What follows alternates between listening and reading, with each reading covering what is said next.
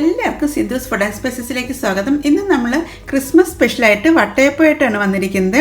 ഇത് പഞ്ചസാരയൊക്കെ ചേർത്തിട്ടാണ് നമ്മൾ ഈ ഒരു വട്ടയപ്പം തയ്യാറാക്കിയിരിക്കുന്നത്. ബേക്കറിയിലൊക്കെ കിട്ടുന്ന പോലെ അത്രയും സോഫ്റ്റ് ആയിട്ടുള്ളതും അതുപോലെ തന്നെ പഞ്ഞ് പോലത്തെ ഒരു വട്ടയപ്പമാണ് നമ്മളിന്ന് തയ്യാറാക്കുന്നത്.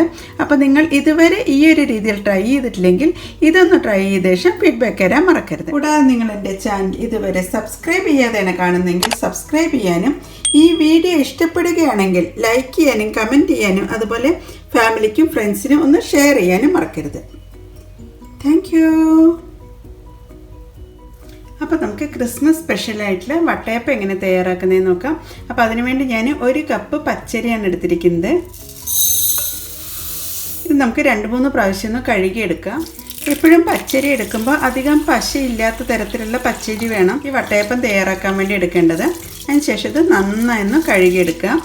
വെള്ളം തെളിഞ്ഞ് വരുന്നവരെയാണ് നമുക്കൊന്ന് കഴുകിയെടുക്കേണ്ടത്. അങ്ങനെ ഇത് ഒരു 3 പ്രാവശ്യം കഴുകി കഴിഞ്ഞിട്ടുണ്ട്.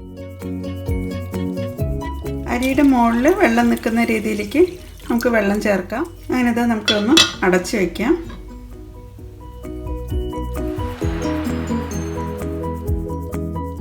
ഇത് അരിയൊക്കെ കുതിരാനിട്ട ശേഷം ഒരു 5 മണിക്കൂർ കഴിഞ്ഞിട്ടുണ്ട്. ഇനി നമുക്കിതൊന്ന് സ്ട്രെയിൻ ചെയ്തെടുക്കാം. ഞാനിത് അരിയൊക്കെ സ്ട്രെയിൻ ചെയ്യാൻ വെച്ചിട്ടുണ്ട്. പിന്നെ വേണ്ടത് തേങ്ങയാണ്. ഞാനിവിടെ ഇപ്പോൾ ഈ അരമുറി തേങ്ങ ഫുള്ളായിട്ട് തന്നെ എടുക്കുന്നുണ്ട്.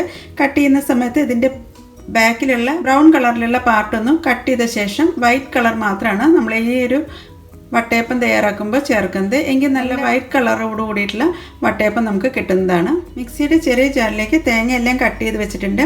ഇതിൻ്റെ സ്കിന്നെല്ലാം ബാക്കിൽ നിന്നുള്ളത് കട്ട് ചെയ്ത് മാറ്റിയിട്ടാണ് ഞാൻ വെച്ചിരിക്കുന്നത്. ഒരു 10 മിനിറ്റ് നേരം ഫ്രിഡ്ജിൽ വെച്ച് കഴിഞ്ഞിട്ടുണ്ടെങ്കിൽ പെട്ടെന്ന് തന്നെ ഈ ബാക്കിലെ സ്കിന്ന് കട്ട് ചെയ്ത് മാറ്റാൻ പറ്റും. ഈ കട്ട് ചെയ്ത് വെച്ചിട്ടുള്ള ഈ ഒരു ബ്രൗൺ കളറുള്ള പാർട്ട് കളയേണ്ട ആവശ്യമൊന്നുമില്ല. ഇത് വറുത്തരയ്ക്കുന്ന സമയത്ത് ഇതും കൂടി ചേർത്ത് വറുത്തരച്ച് കഴിഞ്ഞിട്ടുണ്ടെങ്കിൽ നമുക്കിത് യൂസ് ചെയ്യാവുന്നതാണ്.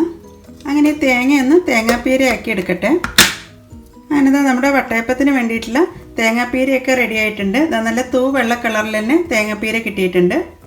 അരി അരയ്ക്കുന്നതിന് വേണ്ടിയിട്ട് മിക്സിയുടെ വലിയ ജാർ എടുത്ത് വെച്ചിട്ടുണ്ട്. ഇതിലേക്ക് നമുക്ക് ഊറ്റി വെച്ചിട്ടുള്ള അരി ചേർക്കാം. ഞാനിവിടെ ഇപ്പോൾ 1 കപ്പ് അരിയും ഒറ്റ ട്രിപ്പിൽ തന്നെയാണ് അരച്ചെടുക്കുന്നത്. ഇനി ഇതിലേക്ക് വെള്ളം ചേർക്കാം. ഞാനിവിടെ ഇപ്പോൾ 1 കപ്പ് വെള്ളമാണ് എടുത്തിരിക്കുന്നത്. അതിലാദ്യം 1/4 കപ്പ് വെള്ളം ചേർത്ത് ആദ്യം ഒന്ന് അരച്ചെടുക്കാം. ഞാനിത് 1/4 കപ്പ് വെള്ളം ചേർത്താണ് നമ്മൾ അരച്ചെടുത്തിരിക്കുന്നത്. ഇതാ ഇപ്പോൾ തന്നെ നല്ല തിക്കായിട്ട് അരഞ്ഞു കിട്ടിയിട്ടുണ്ട്. ഞാനൊരു 1/4 കപ്പ് വെള്ളം കൂടി ഒഴിച്ചിട്ടുണ്ട്. ഇത് ഒന്നും കൂടി ഒന്ന് അരച്ചെടുക്കാം. അങ്ങനെ ഇതാ മൊത്തം 1/2 കപ്പ് വെള്ളം ചേർത്തിട്ടാണ് നമ്മൾ ഈ ഒരു മാവ് അരി അരച്ചെടുത്തിരിക്കുന്നത്. ഇപ്പോൾ ഫൈനായിട്ട് തന്നെ അരഞ്ഞു കിട്ടിയിട്ട് ഞാൻ കപ്പി കാച്ചാൻ വേണ്ടിയിട്ട് ഒരു സോസ് പാൻ വെച്ചിട്ടുണ്ട്. ഇതിലേക്ക് നമുക്ക് മിക്സിയിൽ നിന്നും 1 തവി മാവാണ് ചേർക്കുന്നത്. ഇതാണ് നമ്മൾ കപ്പി കാച്ചാൻ വേണ്ടി എടുക്കുന്നത്. ഇനി നമുക്കിതിലേക്ക് 1 കപ്പ് വെള്ളമാണ് ചേർക്കേണ്ടത്. എന്നിട്ട് ആദ്യം നന്നായി മിക്സ് ചെയ്തെടുക്കാം.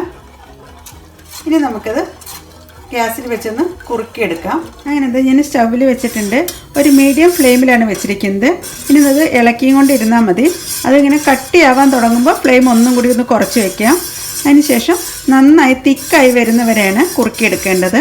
നമ്മൾ കുട്ടികൾക്കൊക്കെ കുറുക്കുണ്ടാക്കുമല്ലോ, അതുപോലെ നല്ല തിക്കായി വരുന്നവരെ കുറുക്കിയെടുക്കാം. ചൂടാവാൻ തുടങ്ങി കഴിഞ്ഞിട്ടുണ്ടെങ്കിൽ പിന്നെ പെട്ടെന്ന് തന്നെ കുറുകി കിട്ടുന്നതാണ്. ചെറുതായിട്ട് ഇങ്ങനെ കുമിളകളൊക്കെ വരാൻ തുടങ്ങിയിട്ടുണ്ട്. കൈ വിടാതെ ഇളക്കിക്കൊണ്ടിരുന്നാൽ മതി. ഇനി ഫ്ലെയിം ഒന്ന് നന്നായി കുറച്ച് വയ്ക്കാം. സ്ലോ ഫ്ലെയിമിൽ ചെയ്താൽ മതി. ഈ ഒരു പാകമായി കഴിയുമ്പോൾ നമുക്കിനി ഫ്ലെയിം ഓഫ് ചെയ്യാം. നല്ല തിക്കായിട്ട് തന്നെ വന്നിട്ടുണ്ട്. ഇനി ഇത് തണുക്കാൻ വേണ്ടി വെയിറ്റ് ചെയ്യാം. ഇനി ഇത് ഇരുന്ന് കഴിയുമ്പോഴേക്കും കുറച്ചും കൂടി ഒന്ന് തിക്കായിട്ട് വരും. നേരത്തെ അരച്ച് വെച്ച മിക്സിയുടെ ജാറിലേക്ക് തേങ്ങാപ്പീര ചേർക്കാം. ഞാനിവിടെ ഇപ്പോൾ ഒരു 3/4 കപ്പ് തേങ്ങാപ്പീരയാണ് ചേർക്കുന്നത്. ഇനി നമുക്കിതിലേക്ക് പഞ്ചസാര ചേർക്കാം. ഞാനിപ്പോൾ ഇതിലേക്ക് 1/3 കപ്പ് പഞ്ചസാരയാണ് ചേർക്കുന്നത്. പഞ്ചസാരയുടെ അളവൊക്കെ ഓരോരുത്തരുടെ ഇഷ്ടത്തിനനുസരിച്ച് കൂട്ടുക കുറയ്ക്കുകയൊക്കെ ചെയ്യാം. കാരണം ചിലർ ഇത് വട്ടയപ്പം കറി കൂട്ടി കഴിക്കുന്നവരുണ്ട്. അപ്പോൾ അതിനാകുമ്പോൾ അത്ര മധുരം ആവശ്യമില്ല. അല്ലാതെ സ്നാക്കായിട്ട് കഴിക്കുകയാണെങ്കിൽ മാത്രമാണ് നല്ല മധുരത്തിൽ വട്ടയപ്പം തയ്യാറാക്കേണ്ടത്. പിന്നെ ഇതിലേക്ക് ചേർക്കേണ്ടത് ഈസ്റ്റാണ്. ഇത് ആക്റ്റീവ് ഡ്രൈ ഈസ്റ്റാണ്. ആക്റ്റീവ് ഡ്രൈ ഈസ്റ്റ് അല്ലെങ്കിൽ ഇളം ചൂടുവെള്ളത്തിനകത്ത് 1 ടേബിൾ സ്പൂൺ പഞ്ചസാരയും ഈസ്റ്റും ചേർത്ത് ഫെർമെൻറ്റേഷന് വേണ്ടി വയ്ക്കണം. എന്നിട്ടാണ് ഇതിലേക്ക് ചേർക്കേണ്ടത്. ഇത് ഡയറക്റ്റായിട്ട് തന്നെ നമുക്ക് ഇതിലേക്ക് ചേർക്കാം. അതുപോലെ തന്നെ ഈസ്റ്റ് എടുക്കുമ്പോൾ എപ്പോഴും ഫ്രഷ് ആയിട്ടുള്ള ഈസ്റ്റ് തന്നെ എടുക്കണം. ഞാനിവിടെ ഇപ്പോൾ 1/2 ടീസ്പൂൺ ഈസ്റ്റാണ് ചേർക്കുന്നത്. അതുപോലെ തന്നെ ടെമ്പറേച്ചറിനനുസരിച്ചും ഈസ്റ്റിൻ്റെ അളവിൽ വ്യത്യാസം വരും. 1/4 ടീസ്പൂൺ തൊട്ടിട്ട് 1/2 ടീസ്പൂൺ വരെ ചേർക്കാവുന്നതാണ്. പിന്നെ ഇതിലേക്ക് ഫ്ലേവറിന് വേണ്ടി ചേർക്കുന്നത് ഞാനിവിടെ ഇപ്പോൾ ഒരു 2 ഏലക്കയുടെ കുരുവാണ് ഇതിലേക്ക് ചേർക്കുന്നത്. ഇനി നമുക്കിത് മിക്സിയിലേക്ക് ചേർക്കാം. നന്നായി തണുത്ത ശേഷമാണ് ഇതിലേക്ക് ചേർക്കേണ്ടത്. അപ്പോഴേക്കും ഇത് നല്ല തിക്കായിട്ട് തന്നെ വന്നിട്ടുണ്ട്. ഒരു 1/4 കപ്പ് വെള്ളം കൂടി ഇതിലേക്ക് ചേർക്കുന്നുണ്ട്. എന്നിട്ട് നമുക്ക് നന്നായി ഒന്ന് അരച്ചെടുക്കാം. ഞാനിത് നന്നായി ഒന്ന് അരച്ചെടുത്തിട്ടുണ്ട്. ഇപ്പം തന്നെ ചെറുതായിട്ടൊക്കെ കുമിളകളൊക്കെ വരാൻ തുടങ്ങിയിട്ടുണ്ട്. ഇനി നമുക്കിതൊരു പാത്രത്തിലേക്ക് ഒഴിച്ചു വയ്ക്കാം. എന്നിട്ട് 2-3 മണിക്കൂറിൻ്റെ ഉള്ളിലാകുമ്പോഴേക്കും ഇത് നന്നായി ഒന്ന് പൊങ്ങി വരും. ആ സമയത്താണ് നമുക്ക് വട്ടയപ്പം തയ്യാറാക്കേണ്ടത്. അതുകൊണ്ട് തന്നെ കുറച്ച് കുഴിയുള്ളൊരു പാത്രത്തിലേക്ക് വേണം മാവ് ഒഴിച്ച് വയ്ക്കാൻ. അങ്ങനത്തെ മാവെല്ലാം ഒരു ദോശമാവിൻ്റെ കൺസിസ്റ്റൻസിയിലേക്കാണ് വന്നിരിക്കുന്നത്. ഇനി നമുക്കിതിലേക്ക് ഒരു നുള്ളു ഉപ്പും കൂടി ചേർത്ത് നന്നായി ഒന്ന് മിക്സ് ചെയ്ത ശേഷം ഫെർമെൻറ്റേഷന് വേണ്ടി വയ്ക്കാം. ഉപ്പും എല്ലാ ഭാഗത്തേക്കും വരുന്ന രീതിയിലേക്ക് വേണം മിക്സ് ചെയ്തെടുക്കാൻ. നന്നായി പൊങ്ങി വരുന്ന ആ ഒരു സമയത്താണ് നമ്മൾ ഈ ഒരു വട്ടയപ്പം തയ്യാറാക്കേണ്ടത്. എങ്കിലാണ് നല്ല പെർഫെക്റ്റ് ആയിട്ടുള്ളതും അതുപോലെ തന്നെ നല്ല സോഫ്റ്റ് ആയിട്ടുള്ള വട്ടയപ്പം കിട്ടുകയുള്ളൂ. അങ്ങനത്തെ 4 hours കഴിഞ്ഞപ്പോഴേക്കാണ് നന്നായി പൊങ്ങി വന്നിരിക്കുന്നത്. പാത്രം ഫുള്ളായിട്ട് തന്നെ വന്നിട്ടുണ്ട്. ഇനി നമുക്കിത് വെച്ചിട്ടാണ് വട്ടയപ്പം തയ്യാറാക്കുന്നത്. അപ്പോൾ വട്ടയപ്പം തയ്യാറാക്കാൻ വേണ്ടിയിട്ട് ഇതുപോലത്തെ ഒരു കേക്ക് ടിൻ എടുക്കാം. അതല്ലെങ്കിൽ ഇതുപോലെ ഒരു പ്ലേറ്റിൽ വേണമെങ്കിലും ഒഴിച്ചിട്ട് നമുക്ക് വട്ടയപ്പം തയ്യാറാക്കാവുന്നതാണ്. അപ്പം ഞാനിപ്പോൾ ഈ ഒരു പ്ലേറ്റിലാണ് വട്ടയപ്പം തയ്യാറാക്കുന്നത്.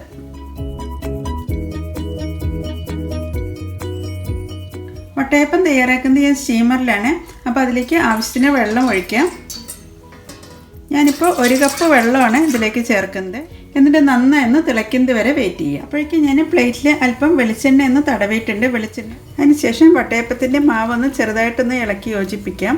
പതവല്ലാണ്ട് താണു പോവരുത്. അങ്ങനത്തെ സ്റ്റീമറിലെല്ലാം നന്നായി ആവിയൊക്കെ വരാൻ തുടങ്ങിയിട്ടുണ്ട്. ഈ സമയത്ത് നമുക്കിതിലേക്ക് പ്ലേറ്റ് ഇറക്കി വയ്ക്കാം. ഇനി നമുക്കിതിലേക്ക് മാവ് കോരി ഒഴിക്കാം. ഒരു 3/4 പാത്രത്തോളം ഒഴിച്ചാൽ മതി.